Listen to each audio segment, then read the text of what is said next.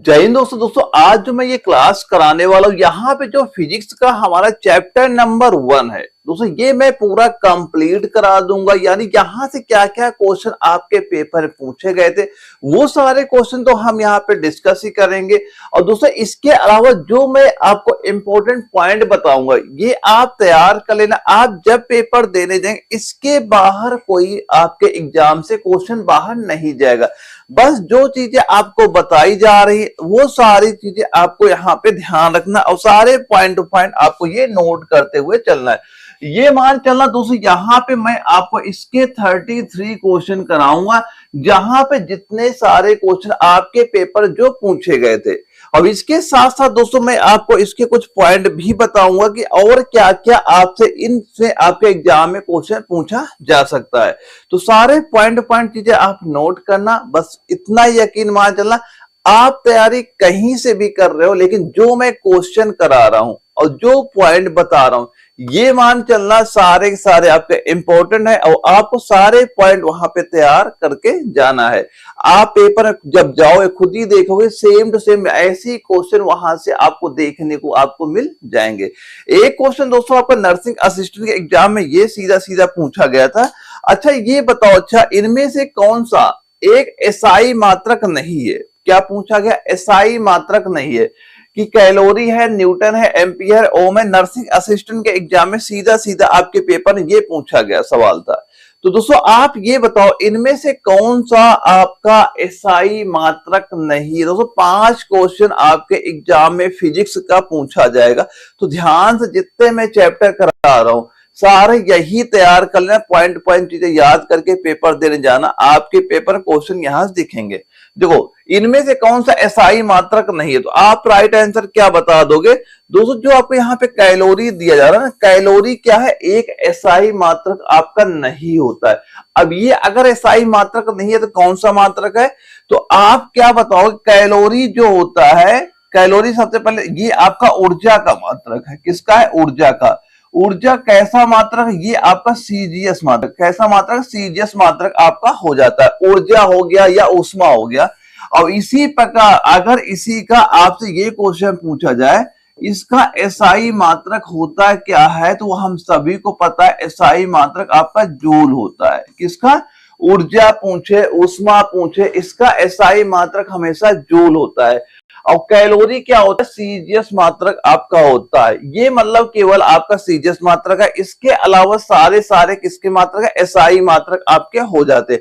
अब दोस्तों यहां पे अगर ये क्वेश्चन आपके पेपर में आया है, यहां से आपसे ये भी पूछा जा सकता है न्यूटन किसका मात्रक है, एम्पियर किसका मात्रक है, ओम किसका मात्रक है। ये सारे चीजें भी आपको यहां पता होनी चाहिए। ये पॉइंट आप नोट कर लेना अगर ना पता हो आपको। तो दोस्तों अगर एम्पियर का आपसे पूछा जाता है, एम्पियर किसका मात्रक हो जाएगा? हम बताएंगे विद्युत धारा का। एम्पियर किसका बताओगे? विद्युत धारा का। आप क्या बताओगे? एसआई मात्रक आपका ये हो जाता है। अब इसके बाद दोस्तों जो आपका न्यूटन दिया जाता है, न्यूटन किसका हो जाएगा? ये बल का होता है। न्यूटन किसका होता है? बल का एसआई मात्रक हो जाता है। और ओम किसका मात्रक होता है? ये आप बताएंगे क्या? विद्युत जो प्रतिरोध होता है। क्या होता है? विद्युत प्रतिरोध होता है। दोस्तों ये सारे पॉइंट आप नोट करना, बस ये 33 क्वेश्चन तैयार करके जाना। चैप्टर 1 आपका पूरा कंप्लीट हो जाएगा। इसी प्रकार आपके जितने भी चैप्टर होंगे सारे में इंपॉर्टेंट वो क्वेश्चन करा दूंगा जो पेपर में आपके पूछे जाते हैं। लेकिन ये सारे चीजें आपको वहां पता आपको वहां पे होनी चाहिए। इसके बाद दोस्तों एक चीज और मैं आपको बता देता हूं कि अगर जो व्हाट्सएप नंबर आपका शो कर रहा है स्क्रीन में, इसमें आप हाई लिख के मैसेज कर दो। जहां पे जो ग्रुप आएगा, ग्रुप पे मैं जो भी क्लासेस होंगे उसका नोटिफिकेशन आपको वीडियो अपलोड कर दूंगा ताकि आपको सारे चैप्टर की वीडियो वहां से एक ही जगह से मिल सके और आप उसका रिवीजन अच्छे से वहां पे कर सके। इसके बाद दोस्तों एक अगला सवाल में ये पूछा गया है, त्वरण का मात्रक निम्न में से कौन सा है? त्वरण का मात्रक आपसे पूछा जा रहा है, इनमें से आपका कौन सा यहाँ पे हो जाएगा? तो त्वरण का मात्रक आप क्या बता दोगे, ये होता है क्या, मीटर पर सेकेंड। क्या होता है, मीटर पर सेकेंड होता है। और त्वरण होता क्या है, त्वरण क्या है, तो त्वरण में आप क्या बताओगे, जो आपका त्वरण क्या हो जाएगा कि किसी वस्तु के वेग में परिवर्तन की जो दर होती है उसी को क्या बोलते हैं, त्वरण आपका यहाँ पे कहा जाता है। और इसका मात्रक क्या होता है, इसका मात्रक आपका होता है मीटर, क्या बता देंगे आप, मीटर पर सेकेंड इसका मात्रक आपका यहाँ पे हो जाता है, ये बताएंगे। और ये अगर कभी ये क्वेश्चन पूछ लिया जाए, ये बताओ जो त्वरण होता है कैसी राशि है।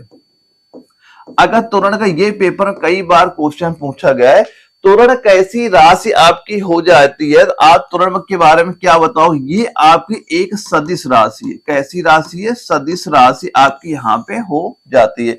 तो इनमें से त्वरण का मात्रक कौन सा है, हम बताएंगे मीटर पर सेकेंड स्क्वायर आप बता दोगे, इसका ये मात्रक यहाँ पे आपका हो जाता है। और ये कैसी राशि, ये दोस्तों आपका इंपॉर्टेंट पॉइंट है, बहुत बार पेपर में ये क्वेश्चन पूछा गया है, त्वरण कैसी राशि, ये चीज भी आपको पता होना चाहिए। बस आप ये 33 क्वेश्चन सॉल्व करके वहां पे जाना। अभी मैं सारे इंपॉर्टेंट पॉइंट भी बताऊंगा कि कौन कौन से इंपॉर्टेंट पॉइंट है जहां ज्यादा चांस है आपके पेपर क्वेश्चन पूछेंगे। एक जीडी के एग्जाम में ये क्वेश्चन पूछा गया कि विद्युत प्रतिरोध का मात्रक निम्न में से क्या है। अभी मैंने बताया ही था कि विद्युत प्रतिरोध का मात्रक वहां पे क्या होता है। तो जो चीजें मैं इस क्लास में बताता चलूं सारी आप तैयार करके चलना, आपके पेपर क्वेश्चन याद दिखेंगे। देखो यहां पे पूछ रहा है विद्युत प्रतिरोध का मात्रक इनमें से क्या हो जाएगा, तो आप क्या बता दोगे, ये हो जाएगा विद्युत प्रतिरोध हमसे पूछ रहा है। अभी मैंने पहले बता ही चुका हूं कि इसका मात्रक क्या होता है, ओम हो जाएगा। ऑप्शन बी आपका राइट आंसर यहाँ पे हो जाता है। और दोस्तों कभी आपसे अगर ये इंपॉर्टेंट नोट करना, अगर आपसे कभी शक्ति का मात्रक पूछा जाए या फिर आपसे पूछा जाए अच्छा ये हमें बता दो जो आपका विद्युत आवेश होता है, किसका, विद्युत आवेश का पूछ ले, या फिर बल का मैंने आपको बता दी, ये आपके इंपॉर्टेंट है जो पेपर में अक्सर आपके रिपीट होते हैं। सारे हर क्वेश्चन में इंपॉर्टेंट पॉइंट में डिस्कस करूंगा ताकि ये पूरा चैप्टर आपका कंप्लीट हो जाए। तो शक्ति वाले में क्या बताएंगे, आप बता देंगे वाट बता देंगे। और विद्युत आवेश में क्या हम बताएंगे, इसमें आप बताओ क्या, कूलाम, क्या बता दोगे, कूलाम बता दो। और बल का अभी मैंने करा ही दिया था, न्यूटन बल आपका इंपॉर्टेंट हो जाता है। और ज्यादा सारे बच्चों को बल का मात्रक पता भी होगा, इंपॉर्टेंट है, तभी मैं आपको रिवीजन कराता चल रहा हूं साथ साथ ही। एक सवाल में ये पूछा गया कि रेडियो धर्मिता की एसआई इकाई बताओ क्या होगी। रेडियो धर्मिता की आपकी एसआई इकाई पूछी जा रही, क्या आपकी होती है, तो इसकी इकाई आप क्या बताओगे। हम तो बता देंगे ये हो जाएगा बेकुरल, क्या बता देंगे, बेकुरल। ऑप्शन ए आपका बिल्कुल राइट आंसर यहाँ पे आपका हो जाता है। दोस्तों यहाँ पे एक एग्जाम ये क्वेश्चन पूछा जाता है, ये नोट कर लेना, बहुत बार पूछा जाता है। दो आपकी कौन सी होती है, यहाँ नोट करें, क्या है, मूल भौतिक राशियां। अगर कभी आपसे पूछा जाए मूल भौतिक राशियां, नोट करना पहले यहाँ पे मूल भौतिक राशियां। दोस्तों यहाँ पे ऐसा क्वेश्चन पूछा जाता है इनमें से मूल भौतिक राशियां कौन कौन सी है, तो मैं आपको सारी चीजें बता देता हूं कि आपके मूल भौतिक राशियां कौन कौन सी होती हैं जो आपको वहां पता होने चाहिए, क्योंकि यहां से हमारे एग्जाम में क्वेश्चन पूछा जाता है। अगर आपको मूल भौतिक राशियां पता है तो बहुत अच्छी बात है, अगर ना पता हो तो ये सारे पॉइंट जो बता रहा हूं एक बार जरूर याद करना, क्योंकि क्वेश्चन ऐसा ही पूछेगा निम्नलिखित में से कौन सा मूल भौतिक राशियां नहीं है। तीन राशियां आपकी रहेंगी, एक नहीं रहेगी, उसी एक का हमें आंसर देना होता है। लेकिन तभी आप उसका आंसर दे पाएंगे जब आपको सारी मूल भौतिक राशियां पता होगी, तभी आप उसका आंसर वहां पे दे पाएंगे। तो यहां पे देखो पहला क्या नोट करोगे, यहां पे लिखना लंबाई, मैं सारे नोट करा लंबाई। लंबाई को सांकेतिक रूप आपका एम होता है, इसका मात्रक आप क्या लिख दोगे, ये मतलब मीटर, ये क्या होता है आपका मीटर होता है, ठीक है। लंबाई के बाद एक अगला पॉइंट नोट करना, जैसे आपका जो द्रव्यमान होता है, क्या होता है, द्रव्यमान आपका होता है, द्रव्यमान आपका होता है, इसका क्या हो जाएगा, जो आप किलोग्राम, किलोग्राम, ये किलोग्राम आप यहां पे नोट कर लेना। द्रव्यमान के बाद एक नोट करना समय। ये सारे जो मैं नोट करा रहा हूं ये आपकी मूल भौतिक राशि है। तो अगर कभी पूछा जाए इनमें से कौन सी मूल भौतिक राशियां नहीं है, ये नाम पता, आपको जैसे 3 ऑप्शन दे देगा, जैसे लंबाई, द्रव्यमान, समय, एक आपको अलग दे देगा, वही अलग आपको पूछा जाता है। तो आपको ये सारे नाम यहाँ पता होने चाहिए। इसके बाद समय हो गया। समय का क्या होता है, समय को एस के द्वारा हम लिखते हैं, यहाँ पे लिख देंगे क्या, सेकेंड। सेकेंड आप यहाँ पे ये लिख लेना। इस समय के बाद अगला नोट करना जो आपका विद्युत धारा है। अगला क्या लिख लिया हमने, विद्युत धारा लिख लिया, और विद्युत धारा ए लिख दिया, यहाँ पे लिख दिया एम्पियर। यहाँ पे क्या लिख दिया हमने, एम्पियर। अब विद्युत धारा के बाद आपने क्या लिखा, यहाँ पे लिखा ताप। ताप को क्या लिखा हमने, केल्विन। केल्विन को यहाँ पे लिख लिया हमने केल्विन। ये इनके सांकेतिक रूप है कि हम एम्पियर को किससे नोट वहां लिखते हैं, केल्विन को कैसे लिखा जाता है, सेकेंड को कैसे लिखते हैं, किलोग्राम को। ये इनके सांकेतिक रूप भी आपको पता वहां पे होने चाहिए। ताप हो गया। ताप के बाद आप एक नोट कर, जो पदार्थ की मात्रा होती है, क्या होती है, पदार्थ की मात्रा। इसको हम लोग किस पदार्थ जो मात्रा होती है इसको आपको मोल के द्वारा लिखी जाती है। यहाँ पे क्या लिख दिया हमने, मोल। ठीक है। पदार्थ की मात्रा के बाद एक और आप नोट कर लें, जो आपकी ज्योति तीव्रता होती है। ज्योति, एक और नोट कर लेंगे क्या, जो आपकी ज्योति तीव्रता होती है। एक ये पॉइंट यहाँ पे नोट कर लेना। इसको हम ज्योति तीव्रता कैसे लिखते हैं, CD ऐसे लिखा जाता है, और इसे क्या बोलते हैं, कैंडिला। क्या बोलते हैं, कैंडिला। तो ये दोस्तों सारे नाम नोट कर ले, जो कि आपकी मूल भौतिक राशियां होती है। यहां से पेपर क्वेश्चन पूछा जाता है। अगर आपको ये सारे चीजें पता हो, कम से कम ये जरूर पता कर लेना कि मूल भौतिक राशियों में क्या क्या चीजें आती, तभी आपके एग्जाम में कभी क्वेश्चन पूछ लिया जाए आप उनके आंसर आसानी से वहां पे दे पाए। एक सवाल में ये पूछा गया, प्रकाश वर्ष की इकाई किसकी इकाई है, प्रकाश वर्ष द्वारा क्या हम लोग मापते हैं। तो ये आपका नर्सिंग असिस्टेंट के एग्जाम में जब क्वेश्चन पूछा गया था, तब इसका राइट आंसर कितना हो जाएगा, जो आपका ये प्रकाश वर्ष होता है। प्रकाश वर्ष से क्या मापते हैं हम लोग, दूरी मापी जाती है। क्या मापते हैं, दूरी आपकी ये मापी जाएगी। तो ऑप्शन नंबर डी आप राइट आंसर यहाँ पे आप बता देंगे। और प्रकाश वर्ष जो होता है ना, ये जो बहुत लंबी दूरियां होती है, ये नहीं कि मीटर हो गया, किलोमीटर, इसे नहीं, जो बहुत लंबी दूरियां होती है उसको प्रकाश वर्ष से मापा जाता है। जैसे कि मान लो पृथ्वी से अगर क्वेश्चन पूछा जाए, पृथ्वी से किसी तारे की जो दूरी होती है, जैसे एक सूर्य एक तारा होता है, अगर यही पूछा जाए पृथ्वी से सूर्य की जो सूर्य होगा इसकी जो बीच की दूरी होगी, इसे आप किससे मापेंगे, ये आपका प्रकाश वर्ष के द्वारा ही आपकी मापी जाती है। तो प्रकाश वर्ष द्वारा हम लोग क्या मापते हैं, दूरी आपकी यहाँ मापी जाती है। और दोस्तों कभी एक क्वेश्चन ये भी पूछा जाता है, अच्छा ये बता दो आपको, जो एक प्रकाश वर्ष होता है, एक प्रकाश वर्ष बराबर क्या होता है, आप क्या बताओगे, ये हो जाएगा 9.46 इंटू 10 की पावर 15 मीटर आपका ये यहाँ पे होता है। और दूरी, अगर एक क्वेश्चन ये नोट कर लेना, अगर कभी आपसे ये क्वेश्चन पूछ लिया जाए कि दूरी मापने का सबसे बड़ा, दूरी मापने का सबसे बड़ी इकाई बताओ, सबसे बड़ी इकाई बता दो, ये क्या होती है। तो दूरी मापने की जो सबसे बड़ी इकाई आपकी होती है, आप क्या बताएंगे, वो होती है आपकी पारसेक होती है। क्या हो जाती है, आपकी पारसेक यहाँ पे होती है। और कभी अगर आपसे ये क्वेश्चन पूछा जाए, अच्छा एक पारसेक बराबर कितने प्रकाश वर्ष आपका होता है, तो आप क्या बताओगे, 3.26 प्रकाश वर्ष, इतने प्रकाश वर्ष आपका ये इसके बराबर होता है। या फिर आप ये भी कह सकते हैं 3.08 इंटू 10 की पावर 16 मीटर, 16 मीटर, ये आप नोट कर लेना। या आप ये कह सकते हैं एक प्रकाश, ये एक पारसेक बराबर होता है 3.26 प्रकाश वर्ष के बराबर भी आप बता सकते हैं। या फिर आपके ऑप्शन में ये दिखाई पड़ेगा 3.08 इंटू 10 की पावर 16 मीटर आपका दिखाई पड़ेगा। बस ये सारे पॉइंट आप तैयार करना, पेपर देने जाना, आपके पेपर क्वेश्चन यहां दिखेंगे, ये आपके हर पॉइंट इंपॉर्टेंट है, आप नोट जरूर यहां पे कर लीजिएगा।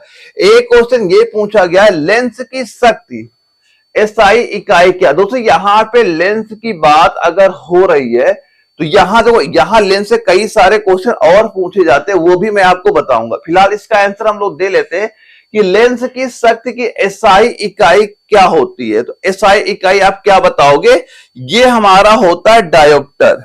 क्या हो जाएगा, डायोप्टर। ऑप्शन बी इसका राइट आंसर, यहां पे क्वेश्चन आपका राइट आंसर हो जाएगा।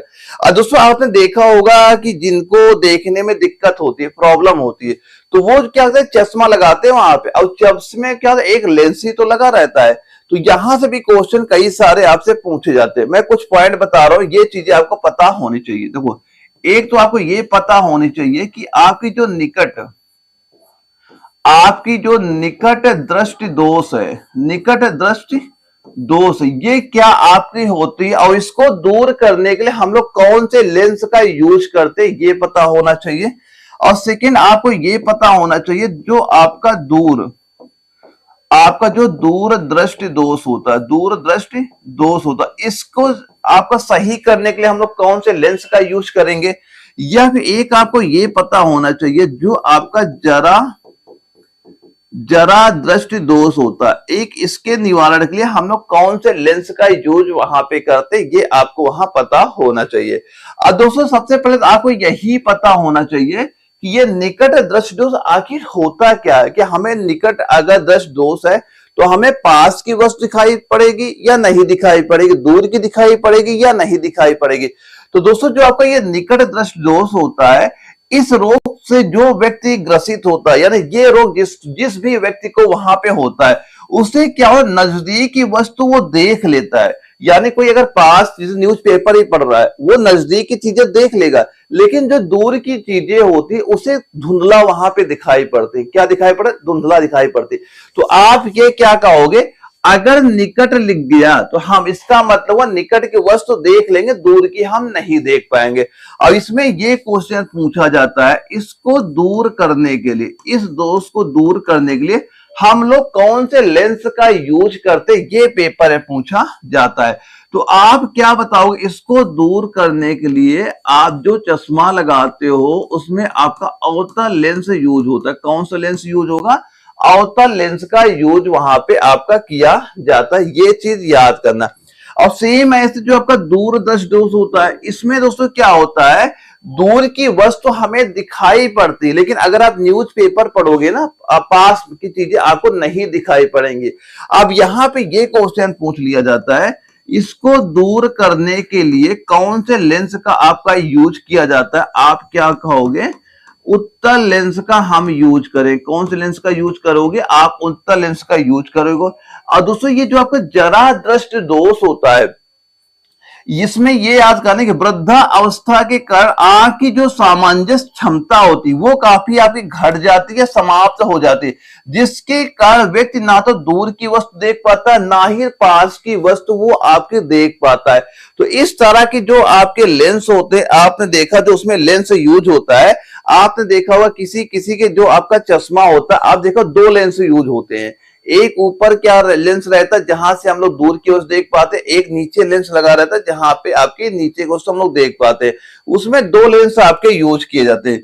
बस मेन आप ये दो चीजें अच्छे से याद कर लेना, यहां पे इनको दूर करने के लिए कौन सा लेंस आपका यूज वहां पे होता है। और जरा दोस्त में यही समझ लेना कि जो व्यक्ति को ये दिक्कत प्रॉब्लम होती है, ये ज्यादातर जिनकी एज काफी हो जाती है, जो वृद्ध हो जाते हैं, बूढ़े हो जाते हैं, वो क्या होते हैं, ना तो दूर की वस्तुएं देख पाते हैं और ना ही पास की वस्तु वहां पे देख पाते हैं। ठीक, तभी वो जो भी लेंस चश्मा लगाते हैं उनके दो लेंस वहां पे लगे होते हैं, और यही दोनों लेंस होते हैं अवतल और उत्तल, यही दोनों लेंस वहां पे आपके यूज किए जाते हैं।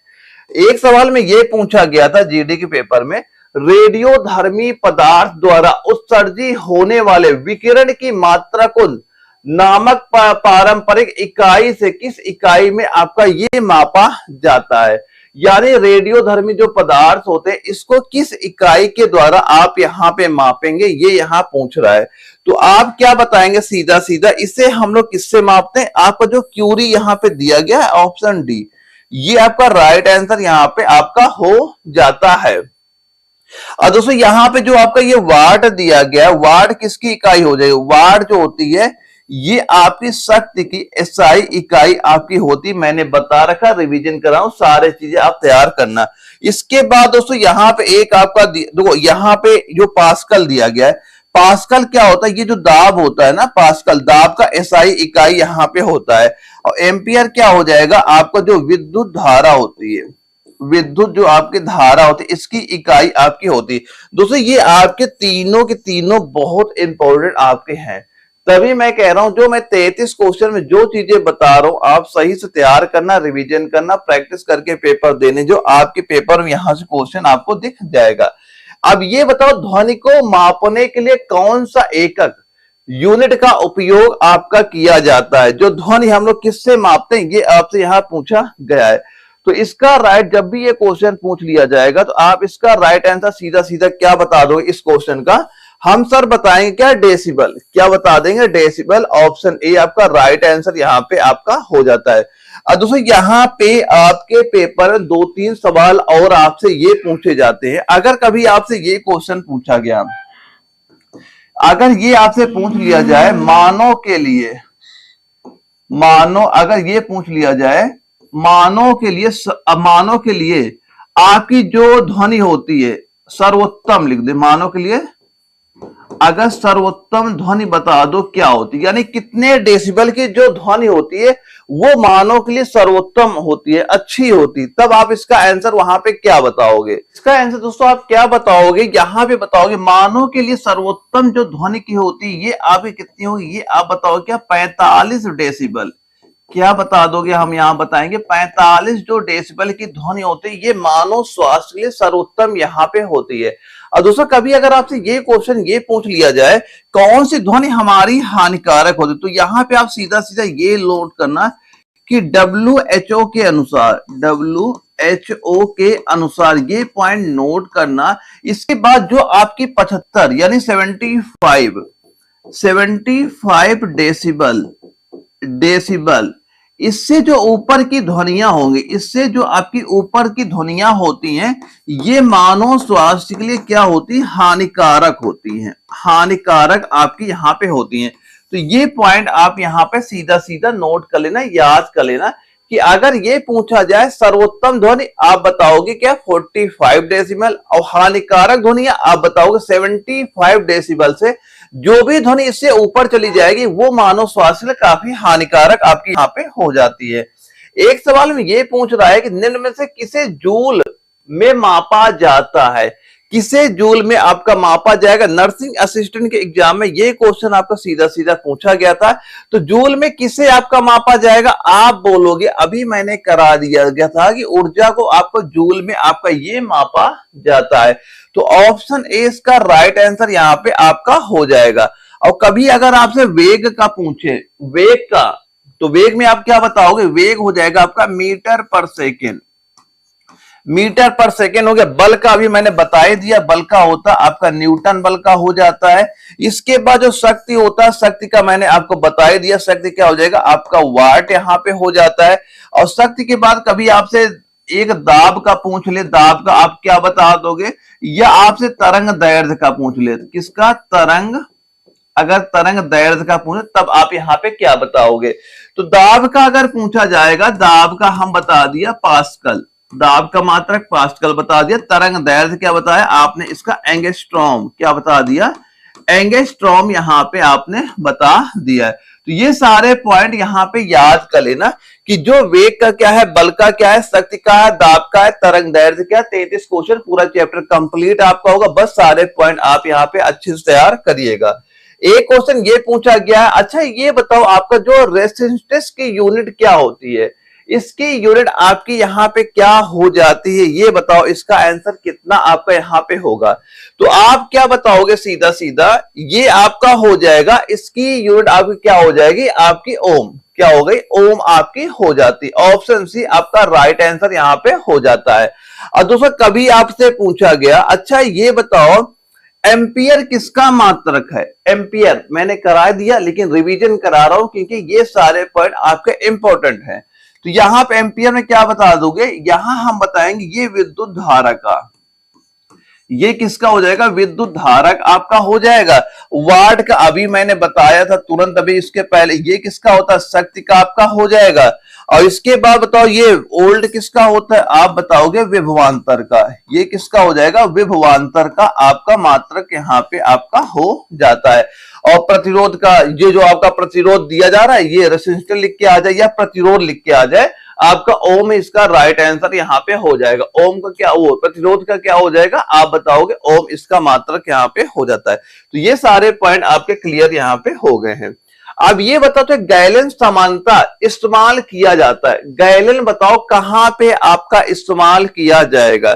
तो अगर आपके एग्जाम में गैलन का क्वेश्चन पूछा जाएगा तो आप क्या बताओगे कहां इस्तेमाल होगा, ये होता है आपकी आयतन की माप के लिए। किसकी माप के लिए होता है, आयतन की माप के लिए गैलन का यूज वहां पे करते हैं। और यहां पे दोस्तों एक क्वेश्चन ये भी आपसे पूछा जाता है, अच्छा ये बताओ एक गैलन में कितने लीटर के बराबर आपका होता है, एक गैलन कितने लीटर के बराबर आपका होगा। तो आप क्या बताओगे, 3.785 लीटर के बराबर आपका एक गैलन यहां पे होता है। ये चीज भी आप अच्छे से याद कर लीजिएगा। अगला क्वेश्चन ये आता है, पृथ्वी से लेकर सूर्य तक अनुमानित दूरी की लंबाई बताओ, यूनिट क्या है, किसके द्वारा आपकी ये मापी जाती है, आप बताओ। ये क्वेश्चन सीधा जीडी के एग्जाम में पूछा गया था।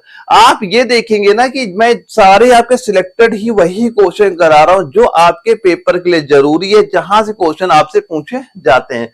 तो अगर कभी ये क्वेश्चन आपका पूछा गया तो आप क्या बताओगे, इसका राइट आंसर कितना हो जाएगा। तो इसका राइट आंसर आप कितना बताओगे, ये हम बताएंगे एस्ट्रोनॉमिकल यूनिट। क्या हो जाएगा, ये हो जाएगा एस्ट्रोनॉमिकल यूनिट आपकी यहां पे हो जाएगी। ऑप्शन बी आपका राइट आंसर यहां पे हो जाता है। यानी इसे क्या कहते हैं, खगोलीय इकाई। हिंदी में क्या कह दोगे आप, इसे आप बताओगे क्या, खगोलीय इकाई आप यहां पे बताओगे। क्या बताओ, खगोलीय इकाई आप बताओगे। और ये किसके बराबर होता है, 1.495 इंटू 10 की पावर 11 मीटर के बराबर आपका ये यहां पे आपका हो जाता है। यानी अंतरराष्ट्रीय खगोलीय संघ के अनुसार प्रकाश वर्ष वह दूरी है जो प्रकाश द्वारा निर्वात में एक वर्ष में तय की जाती है, वो क्या होती है, प्रकाश वर्ष आपकी यहां पे कहलाती है। तो ये इसका राइट आंसर इतना नोट कर लेना, इतने मीटर हमारा ये राइट आंसर आपका यहाँ पे हो जाएगा, जो कि जीडी के एग्जाम में क्वेश्चन पूछा गया है। दोस्तों ये सारे आपके न्यू पैटर्न के वो क्वेश्चन है जो फिलहाल आपका जो पेपर वहां पे हो रहा है, कैसे क्वेश्चन वहां से आपसे पूछे जा रहे हैं। एक सवाल में ये पूछा गया, निम्नलिखित में से कौन सी मात्रा और एसआई इकाई सही रूप से सुमेलित नहीं है। पहली बात, क्वेश्चन ध्यान से वहां पढ़िएगा कि आपसे पूछ क्या रहा है और किसका आंसर आप वहां पे दे रहे हैं। इसका राइट आंसर आप यहाँ पे क्या बताओगे। देखो यहाँ पे फ्रीक्वेंसी है, फ्रीक्वेंसी का हर्ट्ज दिया जा रहा है, ये तो बिल्कुल सही दिया गया है। मैग्नेटिक फ्लक्स का टेस्ला यहाँ पे दिया जा रहा है, चुंबकीय क्षेत्र में क्या हो जाएगा, ठीक है। इसके बाद प्रेशर का पास्कल, ये भी हमारा सही है। इलेक्ट्रिक कंडक्शन सीमेंस, ये भी हमारा सही है। लेकिन दोस्तों ये जो आपका ऑप्शन नंबर बी दिया जा रहा है, ये आपका गलत यहाँ पे दिया गया। ऑप्शन बी इस क्वेश्चन का राइट आंसर यहाँ पे हो जाता है। यानी जो आपका चुंबकीय फ्लक्स चुंबकीय क्षेत्र में रखी हुई किसी तरह के लंबवत गुजरने वाली कुल चुंबकीय रेखाओं, उस सतह का चुंबकीय फ्लक्स वहां पे कहते हैं। और दोस्तों जो आपका चुंबकीय फ्लक्स होता है, जो आपका मैग्नेटिक फ्लक्स ये आपका दिया जा रहा है, इसकी इकाई टेस्ला नहीं होती, इसकी इकाई होती है वेबर। इसकी इकाई क्या होती है, वेबर आपकी होती। क्या होती है इसकी इकाई, आपकी वेबर इसकी इकाई होती है। तो यहां पे जो टेस्ला दिया गया, टेस्ला की जगह अगर वेबर दिया होता तब तो ये सही होता है। तो यहां पे हम क्या कह देंगे, ऑप्शन नंबर बी इस क्वेश्चन का राइट आंसर यहां पे आपका हो जाएगा। एक सवाल में यह पूछा गया, चुंबकीय फ्लक्स, वही सेम आ गया, चुंबकीय फ्लक्स का एसआई इकाई क्या आपकी हो जाएगी। अभी मैंने आपको बताया था कि चुंबकीय जो फ्लक्स होता है, इसका एसआई इकाई आपकी क्या हो जाएगी। तो हम क्या बताएंगे, अभी मैंने बताया था वेबर। ऑप्शन डी इसका राइट आंसर यहाँ पे हो जाता है। अब इसके बाद जो यहाँ पे दोस्तों फैराड दिया गया, फैराड किसका इकाई हो जाएगी, ये बताओगे किसकी, धारिता की। क्या बता देंगे हम, धारिता की इकाई आपकी हो जाएगी। और ये पास्कल जो यहाँ वो आपका क्या जो दिया जा रहा है पास्कल, तो आपको पता है किसका हो जाता है, पास्कल हो जाएगा आपका दाब का। पास्कल किसका हो गया, दाब का हो गया। इसके बाद हेनरी किसकी इकाई हो जाएगी, आप क्या बताओगे, प्रेरकत्व का। प्रेरकत्व का हेनरी इकाई आप बता दोगे। ये सारे पॉइंट नोट करना कि अगर ये क्वेश्चन आपके पेपर में आया तो ये सारे पॉइंट भी आपको पता होने चाहिए। धारिता की इकाई क्या है, दाब की इकाई क्या है, प्रेरकत्व की इकाई क्या है, ये सारे चीजें आपको यहां पता होनी चाहिए। सारे पॉइंट आप एक बार नोट जरूर करिएगा। अब इसके बाद एक सवाल है, ये पूछा गया है किसी पदार्थ की मात्रा को मापने के लिए निम्नलिखित में से किस इकाई का उपयोग वहां पे किया जाता है, किस इकाई का आपसे उपयोग यहां पे किया जाएगा। तो आप क्या बताओगे इसका सीधा सीधा आंसर, तो आप बता दीजिएगा क्या, मोल। क्या बताएंगे हम लोग, मोल बताएंगे। ऑप्शन बी आपका राइट आंसर यहां पे आपका हो जाता है। यानी किसी निकाय के पदार्थ की मात्रा विशिष्ट मूल कणों की संख्या माप इसी के द्वारा आपकी यहां पे की जाती है। और पदार्थ की मात्रा का एसआई मात्रक आपका क्या हो जाता है, आपका मोल यहां पे होता है।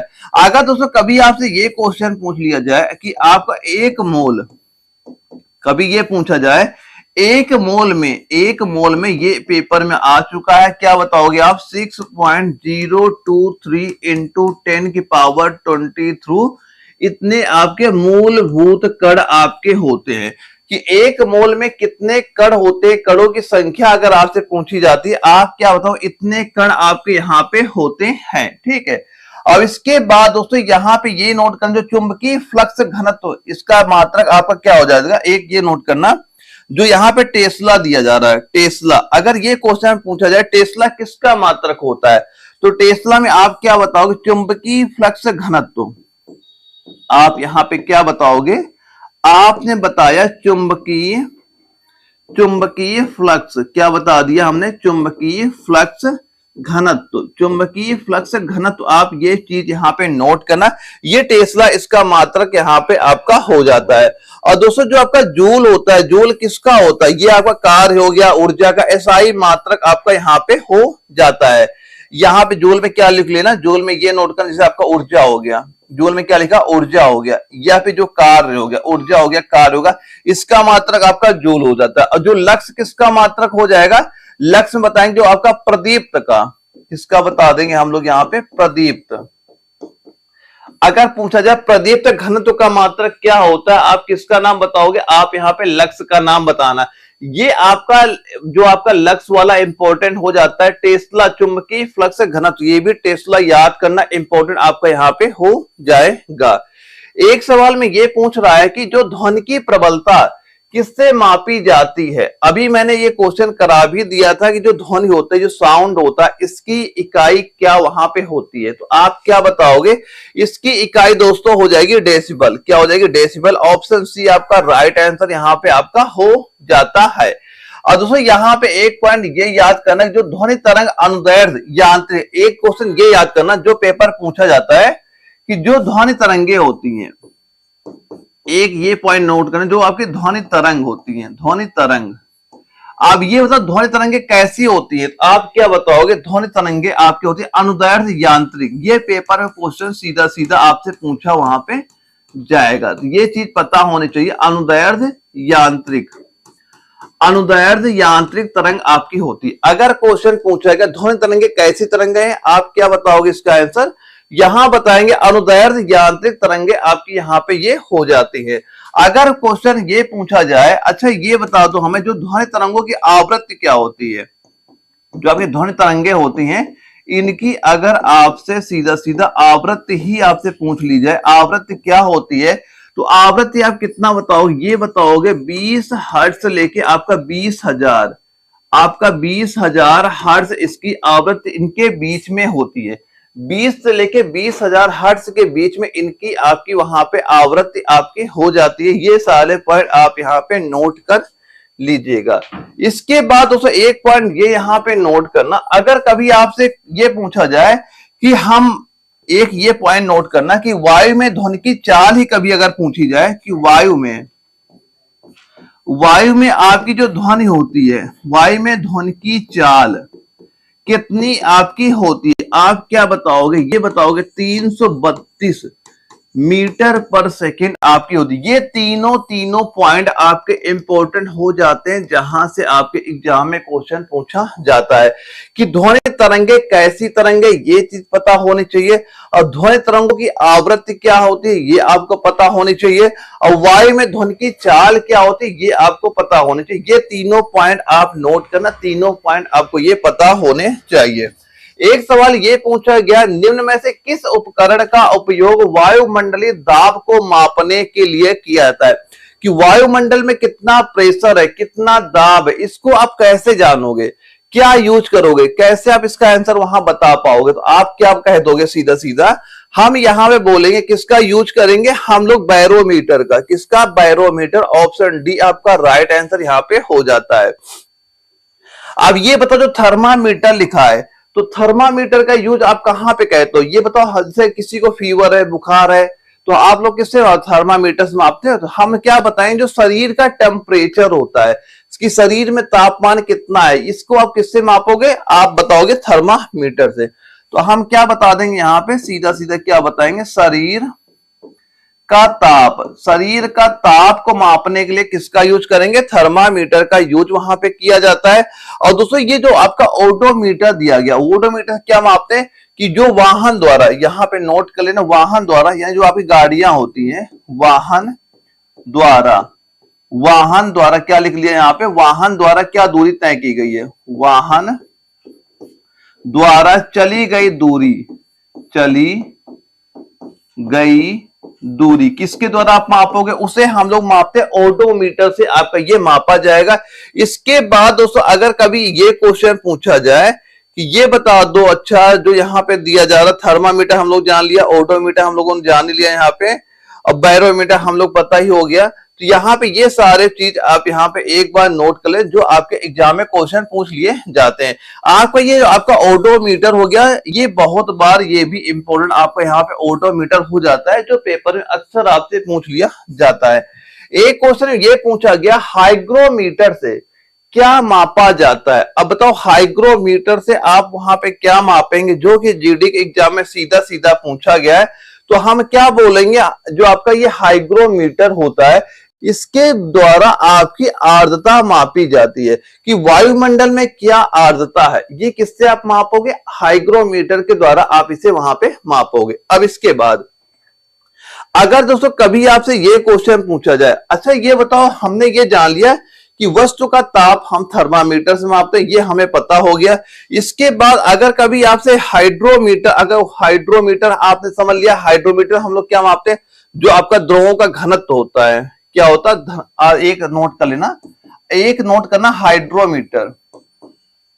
जैसे आपसे हाइड्रोमीटर का पूछा जाए, हाइड्रोमीटर का, यहां पे लिखा है हाइग्रोमीटर, अगर आपसे हाइड्रोमीटर का पूछ लिया जाता है, तो इससे आप क्या मापोगे? इससे हम लोग मापेंगे क्या? द्रवों का घनत्व, यानी जो द्रव हैं उनके बीच में घनत्व क्या है, उनके बीच में घनत्व क्या है, किससे मापोगे?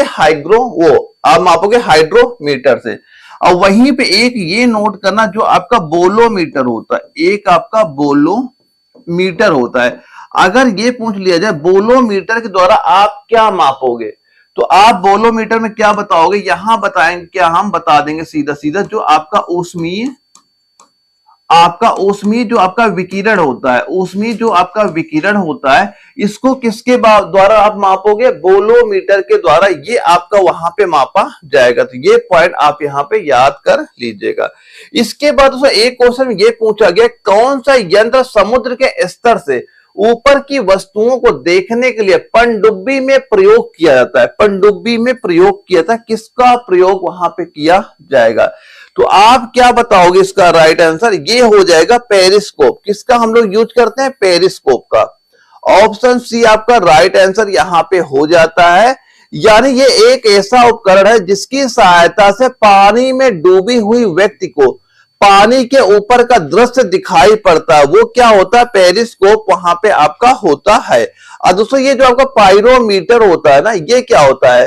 पायरोमीटर होता है जो आपकी बहुत दूर वस्तुएं होती हैं, बहुत दूर की वस्तु, अगर आपको ये देखना हो भाई इसका टेम्परेचर कितना होगा, तो वहां पे क्या यूज होते हैं, पायरोमीटर का। तो पायरोमीटर में ये आप नोट करना कि जो आपकी दूर की वस्तुएं होती, क्या आप यहां पे लिखोगे दूर की वस्तु, दूर की वस्तु का ताप, दूर की वस्तु का ताप नापने में, मापने में, नापने में, कुछ भी लिख लो, ठीक है।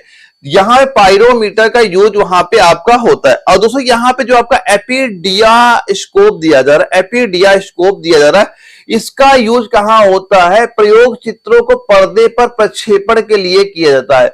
तो एपीडियास्कोप का यूज कहां पे कहो, क्या बोलोगे, इसका बोलोगे कि जो प्रयोग चित्र, क्या लिख लोगे, प्रयोग चित्र, प्रयोग चित्र को पर्दे में, प्रयोग चित्र को पर्दे पर प्रक्षेपण, पर्दे पर क्या बताओगे, प्रक्षेपण, प्रक्षेपण करने के लिए किया जाता है। अब यहां दोस्तों आपका जो ओडोमीटर हुआ, ये क्या होता है, गाड़ी द्वारा चली गई दूरी मापने। कभी ये अगर देखा होगा, आप बताओ तो गाड़ी इतनी चल गई, 10 किलोमीटर चल गई, 50 किलोमीटर चल गई, 100 किलोमीटर चल गई, इसका आप कैसे जानोगे, क्योंकि गाड़ियों में क्या लगा रहता है, आपका ओडोमीटर यहां पे लगा रहता है। आप क्या बताओगे कि गाड़ी द्वारा, क्या बताएंगे, गाड़ी द्वारा चली गई दूरी, गाड़ी द्वारा चली गई जो आपकी दूरी होती, ये यहां से आपकी ज्ञात की जाती है। ये सारे पॉइंट नोट करना कि ओडोमीटर यूज कहां पे करेंगे हम, एपीडियास्कोप का यूज कहां पे करेंगे, पायरोमीटर का यूज कहां पे होता है, या फिर पेरिस्कोप का यूज वहां पे क्या होता है। ये सारे पॉइंट आप एक बार देख लीजिएगा। एक सवाल दोस्तों ये आपसे पूछा गया कि वायुमंडलीय दबाव को मापने के लिए किस उपकरण का उपयोग किया जाता है, जो कि आपका नर्सिंग असिस्टेंट के एग्जाम में क्वेश्चन ये सीधा सीधा वहां पे पूछा गया था। तो आप इसका राइट आंसर क्या बता दोगे, ये आपका हो जाएगा किसका, बैरोमीटर। अभी मैंने इसका आंसर बताया था, किसका यूज होगा, बैरोमीटर का आपका वहां पे यूज किया जाता है। यानी वायु दाब के मापने के लिए बैरोमीटर में आपका पानी, हवा अथवा पारा का यूज होता है। कभी ये क्वेश्चन पूछा जाए बैरोमीटर में यूज किसका होता है, पानी हो गया, हवा हो गया, पारा हो गया, उसमें आपका यहाँ पे यूज किया जाता है। और कभी ये क्वेश्चन पूछ लिया जाए जो आपका बैरोमीटर है, इसका आविष्कार किसने किया, बैरोमीटर का आविष्कार किसने किया, अगर यही चीज आपसे पूछ ली जाती तो आप इसका आंसर क्या बताओगे, यहां पे नोट कर लेना। वैज्ञानिक का नाम यहां पे क्या आपका हो जाएगा, ये वैज्ञानिक का नाम सीधा सीधा आप यहां पे नोट कर लीजिएगा, क्योंकि ये पेपर में एक बार क्वेश्चन आपका पूछा भी जा चुका है, टेरेस्ली आपका हो जाएगा। तो ये वैज्ञानिक का नाम नोट कर लेना, क्या हो जाएगा, इवान नेग्स्टा टोरिस्ली आपका वैज्ञानिक का नाम यहाँ पे आपका हो जाएगा। तो ये वैज्ञानिक का नाम सीधा सीधा आप यहाँ पे नोट कर लेना, क्योंकि इसके आविष्कार किसने किया था ये भी आपसे पूछा जा चुका है।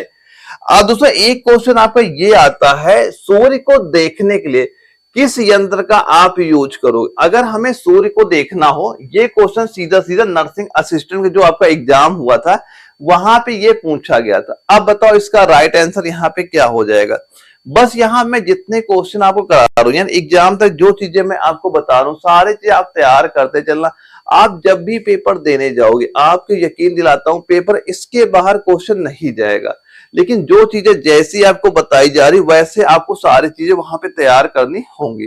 तो इसका राइट आंसर क्या बताओगे, सूर्य को देखने के लिए किस यंत्र का प्रयोग किया जाता है, तो आप क्या बताओगे, हम बताएं क्या, हेलियोस्कोप का यूज। ऑप्शन सी आपका राइट आंसर यहाँ पे आपका हो जाता है।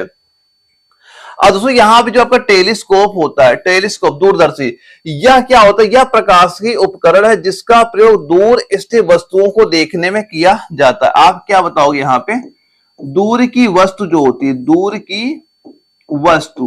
की वस्तु को देखने के लिए, दूर की वस्तु को देखने के लिए किसका यूज किया जाता है, वहां पे आपका टेलीस्कोप का यूज वहां पे किया जाता है।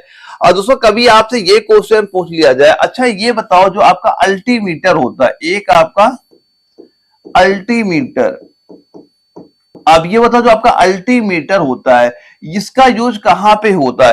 दोस्तों अल्टीमीटर यूज वहां पे होता है ऊंचाई को मापने के लिए। जैसे आपका जो जहाज होता है ये कितने हाइट पे आपका उड़ रहा है, अब यहां से आप फीता लेके तो उसे नापने नहीं लगोगे, यानी इसको आप कैसे बताओगे ये कितने ऊंचाई पे उड़ रहा है, तो आप क्या बताओगे, वहां पे आपका अल्टीमीटर का यूज होता है। क्या बताओगे हम, ऊंचाई। यहां पे सीधा सीधा आप क्या लिख लोगे, ऊंचाई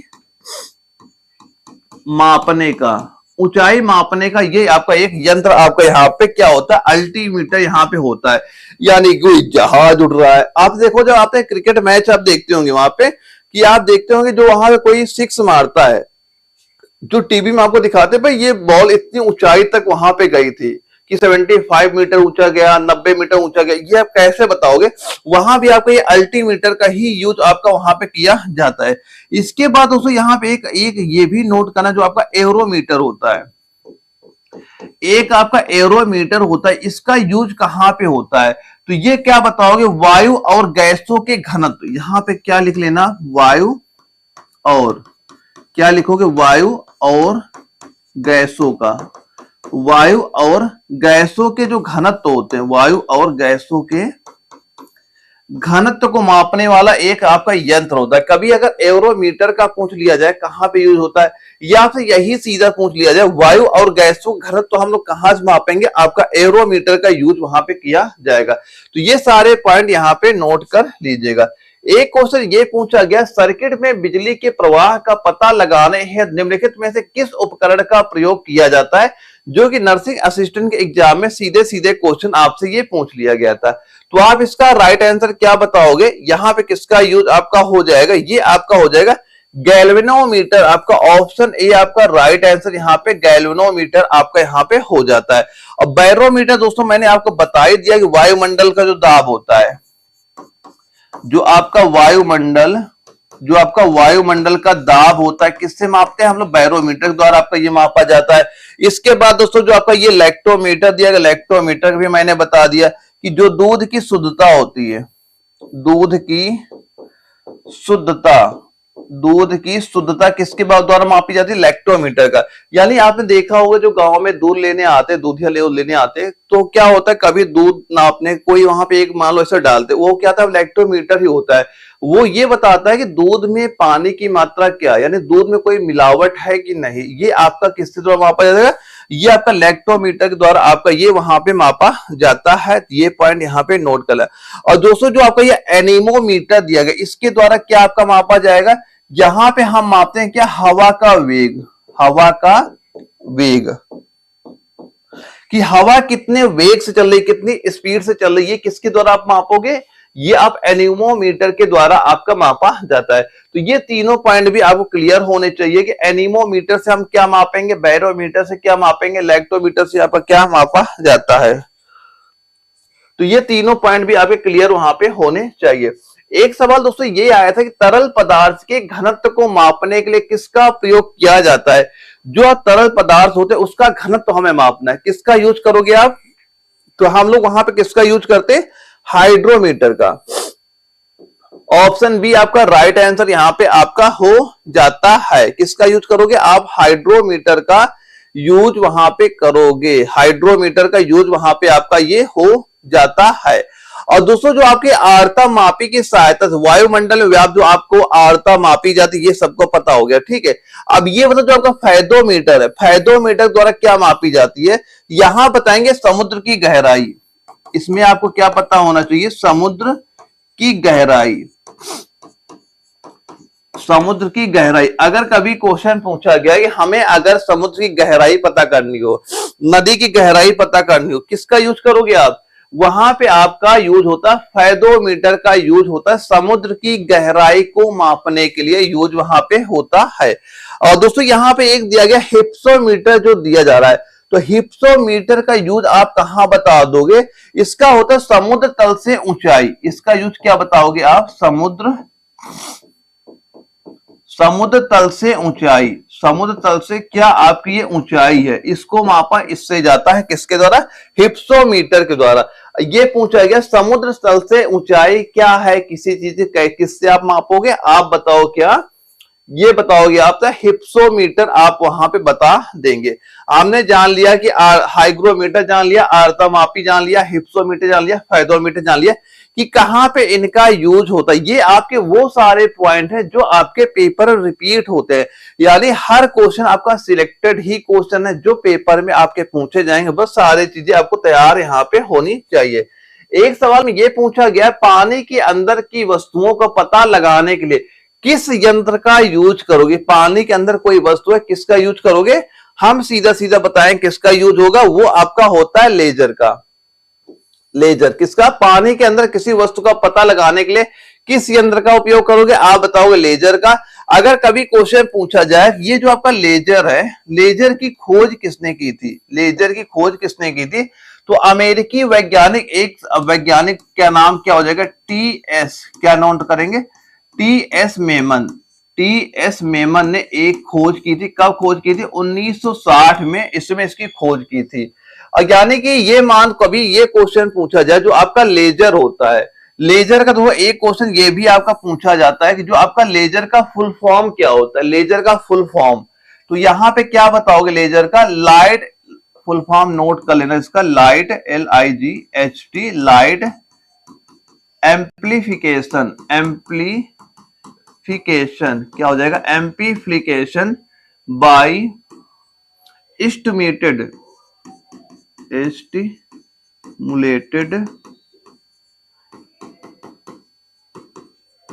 इमेशन, ये इसका फुल फॉर्म वहां पे आपका हो जाएगा।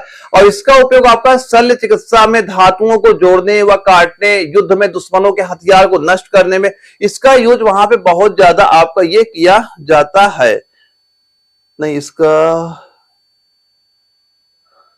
इसका यूज, इसका आंसर हो जाएगा सोनार। इसका आंसर क्या है, सोनार होगा। यहां पे लेजर का नोट करना, लेजर जो पॉइंट है, तो कभी अगर आपसे ये क्वेश्चन पूछा जाए ना कि जो समुद्र में होता है, समुद्र नीचे कोई आपकी वस्तु होती है, ठीक है, अगर आपको पता करना हो किसका यूज करोगे, तो इसका आंसर आप देखना सोनार होगा। क्या होगा, ऑप्शन सी इसका राइट आंसर हो जाएगा। तो लेजर, मैंने सारे पॉइंट आपको बता दिए, लेजर वाले भी क्लियर कर लेना, क्योंकि लेजर के पॉइंट भी हमारे एग्जाम में क्वेश्चन पूछा जाता है। क्योंकि लेजर का आपका ये खोज तो पूछा ही गया है कि लेजर की खोज किसके द्वारा की गई है। और यहां पे अगर ये क्वेश्चन पूछा जाए कि पानी के अंदर कोई वस्तु है, अगर उसको हमें ये पता करना हो कि वस्तु है कि नहीं है पानी के अंदर, तो आप किसका यूज करोगे, आप यूज करोगे सोनार का यूज वहां पे किया जाएगा। ठीक है, इसका आंसर आपका ऑप्शन सी होगा। लेजर के बारे में ये सारे पॉइंट नोट कर लें, क्योंकि लेजर से भी आपके एग्जाम में क्वेश्चन यहाँ पूछे जाते हैं। अब इसके बाद दोस्तों जो अब सारे बता देता हूं मैं कि और सबका जो यहाँ पे दिया जा रहा है। अगर कभी आपसे रडार का पूछा जाए कि रडार का यूज कहां पे होता है, पहले इस रडार का फुल फॉर्म नोट कर लेना, क्या हो जाएगा, ये आपका हो जाएगा रेडियो, फुल फॉर्म क्या हो जाएगा, रेडियो डिटेक्शन, DETECTION, और एंड रैंगिंग, RANGING, रैंगिंग, ये इसका फुल फॉर्म हो जाता है। यानी यह प्रतिध्वनि के सिद्धांत पे आपका कार्य करता है। इसकी सहायता से वायुयान की दिशा व ऊंचाई ज्ञात की जाती है, रडार के द्वारा ऊंचाई व दिशा ज्ञात वहां पे की जाती है। और दोस्तों ये आपको जो स्कूबा दिया गया ना, उस स्कूबा का यूज कहां पे होता है, तो इसका यूज कहां बताओगे, उपयोग गोताखोरों द्वारा पानी के अंदर सांस लेने के लिए वहां पे किया जाता है। आपने देखा होगा जो कभी गोताखोर जो समुद्र की गहराई पे जाते, एक सिलेंडर वहां पे लगाए रहते, आप देखा होगा मूवियों में, वो क्या होता है, वो आपका स्कूबा ही वहां पे होता है। तो अगर इस स्कूबा का पूछा जाए यूज कहां क्या होता है, तो आप इसका यूज क्या बोलोगे, गोताखोरों द्वारा, गोताखोर द्वारा समुद्र के अंदर, ये पानी के अंदर गहराई में, समुद्र के अंदर सांस लेने में, सांस लेने में इसका यूज वहां पे किया जाता है। दोस्तों ये रडार का जो आपका है, इसका फुल फॉर्म याद रखना, पेपर में क्वेश्चन पूछा जाता है। इसके बाद लेजर का फुल फॉर्म भी याद कर लेना, इसकी खोज कब की गई थी, और समुद्र के अंदर कोई वस्तु का पता लगाने के लिए हम लोग सोनार का यूज आपका वहां पे किया जाएगा। एक क्वेश्चन में ये पूछा गया है, किसी परिपथ में विद्युत धारा के प्रवाह की दिशा को दर्शाने के लिए किस उपकरण का उपयोग किया जाता है, तो आप क्या बताओ कौन सा उपकरण का हम लोग वहां पे यूज करते हैं, जो कि नर्सिंग असिस्टेंट के एग्जाम में ये क्वेश्चन आपका पूछा गया था। तो आप यहाँ पे क्या बताओगे, हम लोग गैल्वेनोमीटर, क्या बताओगे, ऑप्शन ए आपका राइट आंसर यहाँ पे आपका हो जाता है। और दोस्तों अमीटर को मैंने आपको बता ही दिया, किसी भी परिपथ में प्रवाहित धारा को मापने के लिए हम लोग एमीटर का यूज करते हैं। और जो यहाँ पे रियोस्टेट दिया जा रहा है, प्रतिरोध को कम करने के बढ़ाने के लिए, जो प्रतिरोध को कम या बढ़ाने के लिए आपका रियोस्टेट का यूज वहां पे किया जाता है। और जो आपका वोल्ट मीटर होता है, किसी परिपथ में किन्हीं दो बिंदुओं के बीच विभवांतर को मापने के लिए आपका वोल्ट मीटर का यूज किया जाता है। ये सारे पॉइंट मैंने एक पिछले क्वेश्चन में सारे आपको बता रखे हैं। अब ये बताओ, हवा की गति को मापने के लिए निम्नलिखित में से किस उपकरण का यूज होता है। अभी मैंने इसका भी आंसर आपको बता रखा कि जो हवा होती है किस वेग से बह रही है, किसका यूज हम लोग करेंगे, हम बताएंगे एनीमोमीटर का यूज, ऑप्शन सी आपका यहाँ पे किया जाता है। इसे आपका पवन वेग मापी के नाम से भी आपका वो वहां पे जाना जाता है। और दोस्तों जो आपको ये एनीमोमीटर शब्द की उत्पत्ति अगर पूछी जाए कहां से हुई थी, आप बताओ। ग्रीक भाषा के शब्द एक एनिमेट जो है ग्रीक भाषा का, वहां से आपका एनीमोमीटर की आपका ये नाम वहां पे आपका दिया गया था। तो ये चीज आप यहाँ पे ध्यान से नोट कर लीजिएगा। एक सवाल में ये पूछा गया, अच्छा ये हमें बता दो, निम्नलिखित में से कौन सी झूठ का पता लगाने वाली मशीन है। झूठ का पता लगाने वाली मशीन आपकी यहाँ पे कौन सी हो जाएगी, तब आप इसका आंसर वहां पे क्या दोगे। क्योंकि आपने देखा होगा मूवियों में आप बताते हैं ना कि भाई ये तुम सच बोल रहे हो झूठ बोल रहे हो, एक मशीन वहां पे लगाई जाती है हाथों में। उस मशीन का नाम आखिर क्या होता है, अगर मशीन का नाम ही आपसे पूछ लिया जाता है तो आप क्या बताओगे, वो होती पॉलीग्राफ। क्या होती, पॉलीग्राफ होती। ऑप्शन सी आपका राइट आंसर यहाँ पे आपका हो जाता है। इसे आपका लाई डिटेक्टर के नाम से भी ये आपकी जानी जाती है कि तुम झूठ बोल रहे हो सच बोल रहे हो, ये मशीन आपका पता करती है। और यहाँ पे एक पॉइंट ये याद करना, कभी अगर ये क्वेश्चन पूछा जाए, अच्छा ये बताओ इसकी खोज, अगर आपसे इसकी खोज ही पूछ ली जाए, खोज किसने की थी, आप किसका नाम बताओगे। यहाँ पे नाम सीधा क्या नोट करोगे, आगस्टस। इसकी खोज किसने की थी, आगस्टस लार्सन ने। आगस्टस लार्सन ने इसकी खोज की थी। और कब खोज की थी आप बताओगे, अगर सन आपसे पूछा जाए किस वर्ष इसकी खोज की गई थी, हम बताएंगे 1921 में इसकी खोज की गई थी। और अपराध को जांच करने के लिए नार्को टेस्ट के रूप में इसका यूज वहां पे आपका किया जाता है। ठीक है, तो इस मशीन का नाम क्या हो जाएगा, पॉलीग्राफ हो जाएगा। खोजकर्ता कौन हो जाएंगे, कब इसकी खोज की गई थी, ये वर्ष का नाम आपका यहाँ पे क्लियर हो जाता है। एक सवाल में ये पूछा गया कि भट्टियों जैसे अपेक्षाकृत उच्च तापमान मापने के लिए निम्नलिखित में से किस यंत्र का उपयोग किया जाता है। जो भट्टियां होती है वहां पे अगर उसका हमें टेम्परेचर मापना, कितना ताप है, किसका यूज आप करोगे, हम कहेंगे किसका यूज करेंगे, हम लोग करेंगे पायरोमीटर का। किसका यूज होता है, पायरोमीटर का। ऑप्शन बी आपका राइट आंसर यहाँ पे हो जाता है। यानी जो आपकी बहुत ज्यादा टेम्परेचर वाली चीजें होती है उसका ताप हमेशा किससे मापते हैं, पायरोमीटर से। एक क्वेश्चन आपसे ये भी यहाँ पूछा जा सकता है आपसे कि जो बहुत ज्यादा ताप वाली वस्तुएं होती है उसका ताप हम लोग किस उपकरण के द्वारा आपका मापा जाएगा, आप पायरोमीटर का ही नाम वहां पे आप बता देंगे। और इसके बाद दोस्तों जो आपका एक अगला सवाल आता है, इसमें यह पूछा गया निम्नलिखित में से कौन सी अदिश राशियां हैं। दोस्तों सदिश और अदिश के बारे में ध्यान से नोट कर लेना, क्योंकि आपके पेपर एक क्वेश्चन सदिश और अदिश से आपके एग्जाम में हमेशा पूछा जाता है। तो यहाँ पे क्या बताओगे, क्या हो जाएगा, यहाँ पे जो आपका द्रव्यमान दिया जा रहा है, द्रव्यमान क्या हो जाएगी, एक आपकी अदिश राशि हो जाएगी। कि निम्नलिखित में कौन सी अदिश राशि हम बताएंगे, द्रव्यमान आपका एक अदिश राशि होती है। वे भौतिक राशि जिन्हें केवल परिमाण होता है। कि अदिश राशियां कौन सी होती है, अदिश राशियां, अदिश राशियों में क्या बताओगे, इनमें केवल परिमाण होता है। अदिश राशियों में क्या होता है, केवल परिमाण होता है। और जो ये दिशा होती है, दिशा इसमें क्या होती है, दिशा आपकी बिल्कुल नहीं होती है। तो अगर पूछा जाए, परिभाषा पूछ लीजिए अदिश राशियां क्या होती है, हम बताएंगे जिनमें केवल परिमाण हो, दिशा न हो, वो राशियां आपकी अदिश राशियां कहलाती है।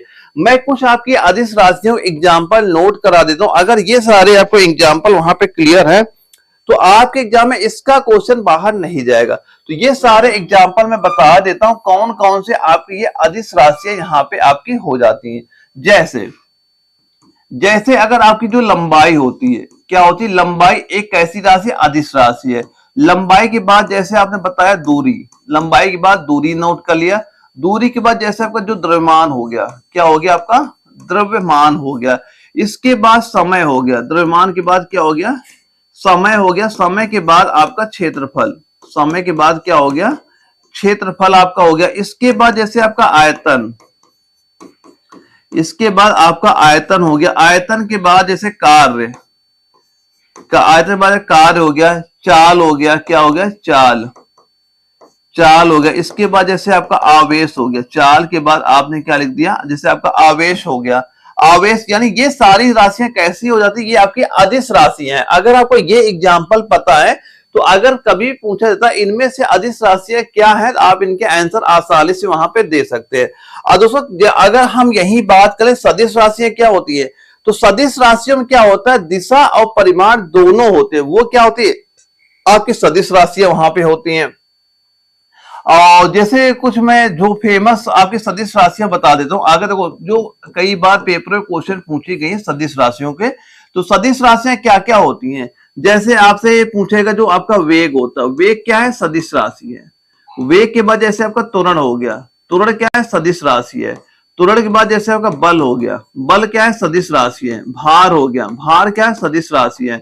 संवेग हो गया, संवेग क्या आपकी सदिश राशि आपकी हो जाएगी। संवेग के बाद जैसे आपका विस्थापन हो गया, विस्थापन हो गया, ये क्या होगी सदिश राशियां हो जाएंगी। तो ये सारे पॉइंट नोट करने की सदिश राशियां कौन सी, अदिश राशियां कौन सी, ये आपके वो एग्जाम्पल है जो अक्सर आपके पेपर में ये आपके रिपीट होते हैं। ये सारे पॉइंट आपको क्लियर यहाँ पता होने चाहिए। अब ये बताओ इनमें से कौन सी राशि सदिश नहीं है। देखो सदिश नहीं है, अब देखो सदिश नहीं है तभी आप इसका आंसर बता पाओगे। जब आपको सदिश राशियां पता होंगी तभी तो आप बताओगे भाई ये सदिश नहीं है, तभी तो आप इसका आंसर दे पाओगे। और सदिश राशियां कौन सी, जिनमें परिमाण व दिशा दोनों होती है, वो राशियां आपकी सदिश होती हैं। तो यहाँ पे हम राइट आंसर क्या बताओगे, जो आपकी शक्ति है, ये आपकी जो शक्ति है ये क्या हो जाएगी, ये जिस भौतिक राशि ये सब जो है ये क्या हो जाएगा, ये आपका राइट आंसर यहाँ पे आपका हो जाएगा। यानी ये आपकी सदिश राशि यहाँ पे नहीं आपकी होती है। और क्योंकि देखो आपकी सदिश राशि क्या होती है, जैसे आपका बल हो गया, बल क्या है सदिश राशि है। बल हो गया आपका, संवेग हो गया, बल हो गया संवेग हो गया, या फिर आपका भार हो गया, या फिर जैसे आपका विस्थापन हो गया, क्या हो गया आपका विस्थापन हो गया। एक यूनिट का विस्थापन हो गया। विस्थापन की बात आपने बता दी, जैसे त्वरण हो गया, क्या त्वरण हो गया। इसके बाद जैसे त्वरण, त्वरण बल लिख लेना, एक त्वरण बल भी यहाँ पे नोट कर, त्वरण बल हो गया। इसके बाद एक, इसके बाद ये नोट कर लेना आपका आघूर्ण हो गया, क्या आघूर्ण। ये सारे क्या होती है आपकी ये सदिश राशियां, सदिश राशियां हैं। और इसके बाद जैसे कि आप नोट करा, जैसे कि आपकी जो होता है आपसे पूछ लिया जाए कि ऊर्जा, ऊर्जा हो गई, या फिर आपकी जो विद्युत धारा, विद्युत धारा, या फिर जैसे आपका दूरी, आपने बताया दूरी हो गया। दूरी की बात आपने बताया जो आपकी माप हो गई, या आपने बताया जो आपका शक्ति हो गया, क्या हो गया शक्ति हो गया, या फिर आपका जो द्रव्यमान हो गया, ये क्या हो जाएंगे, ये सारी जो आपकी दी जा रही है ये क्या कौन सी राशियां होती है, ये आपकी अदिश राशि है, ये आपकी अदिश राशियां हो जाती है। ये वो एग्जाम्पल है जो आपके पेपर में पूछे जाते हैं। ये सारे पॉइंट आपके यहाँ पे क्लियर होने चाहिए, तभी आप सदिश और अदिश कोई आंसर यहाँ पे नहीं गलत करेंगे। निम्न में से कौन सी एक वेक्टर मात्रा नहीं है, देखो वेक्टर मात्रा आप बताओ इनमें से आपका कौन सा नहीं आपका हो जाएगा।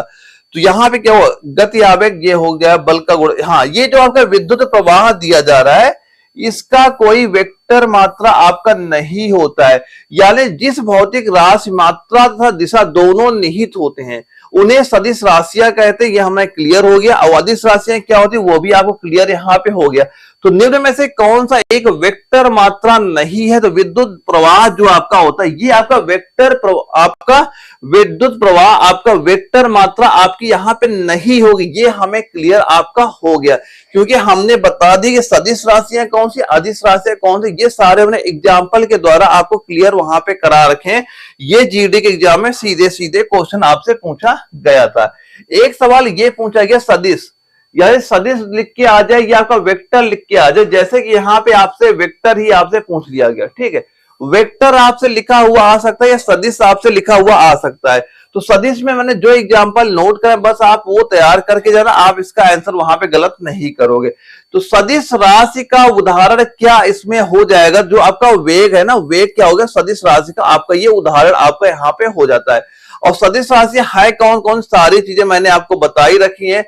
तो एग्जाम्पल सारे आप तैयार कर लेना ताकि आप उनके आंसर गलत वहां पे ना करो। अब आज की क्लास का ये लास्ट क्वेश्चन होता है कि निम्नलिखित में से कौन सी एक वेक्टर मात्रा नहीं है, सदिश राशि कौन सी नहीं है। सारे मैंने एग्जाम्पल नोट करा रखे, तो सदिश और अदिश का आपका कोई भी क्वेश्चन वहां से आपका गलत भी वहां पे नहीं होगा।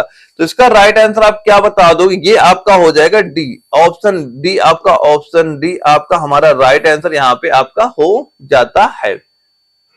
दोस्तों मैं यहाँ पे कुछ आपके इंपॉर्टेंट सदिश अदिश ही बता देता हूं जो आपके एग्जाम में रिपीट होते हैं, तो सारे पॉइंट यहाँ पे ध्यान से सुन लीजिएगा। तो दोस्तों ये चैप्टर अपना पूरा यहाँ से कंप्लीट भी हो जाएगा। ऐसे में आपको एक एक करके जितने भी आपके चैप्टर है, चाहे साइंस है, बायोलॉजी, फिजिक्स, केमिस्ट्री हो गया, मैथ हो गया, जीके हो गया, सारे में एक एक करके सारे क्वेश्चन करा दूंगा। बस जो चीजें जैसे बता रहा हूं आप तैयार करके पेपर देने जाना, आपके पेपर सीधे सीधे क्वेश्चन वहां से आपको दिख जाएंगे।